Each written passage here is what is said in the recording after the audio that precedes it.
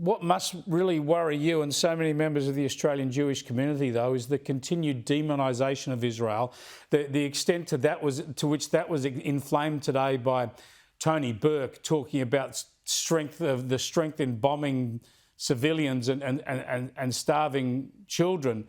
And this is terrible demonisation of Israel, and it continues to make the Australian Jewish community feel abandoned by their own government, in the words of Netanyahu.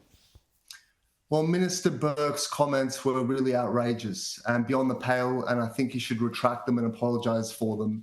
And you're right, I feel like the Australian government doesn't realise the connection between demonising language about Israel, about pursuing increasingly hardline policies against it, escalating its rhetoric, and the impact it has on the Australian Jewish community. When you have Israel demonised and accused of everything under the sun, as has been happening for nearly 2 years now, and the Australian government won't stand up to it and in fact exacerbates the problem, inevitably the extremes of society will start targeting the Australian Jewish community because they draw a clear association between the two. And that's something that our government has really failed to understand. So I hope going forward they will comprehend that what they say about Israel not only hurts us on a personal level, but it endangers us. I think that's something they need to come to terms with quickly. Do you know of Australian Jewish families who have either relocated to Israel or to the United States because of how uncomfortable they feel in Australia? Well, particularly in the last few months, I've been getting a lot of calls from members of the community who have deep roots in this country, who are proud Australians, who've been asking me some very difficult questions and doing so with no hysteria, with perfect calmness about when will be the time to leave, what measures they should take to relocate if need be. The Jewish people carry with them a long history and a painful history, and they understand how quickly the tide can turn, how quickly governments can turn against the Jewish population, the power of the mob to attack communities and rip societies apart. And the Jewish community is apprehensive, they're worried, and they're kind of peeking over their shoulder and across the shores as well, and wondering what the next move might be.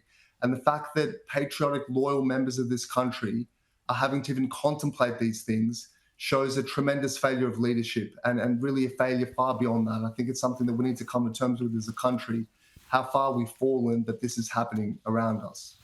Well said, Alex. Thanks for joining us. Alex Ryvchin there from the Executive Council of Australian Jewry. Now, I know a lot of you feel so frustrated and upset by this. This is not a matter just for the Australian Jewish community. This is for all Australians. Their fight is our fight.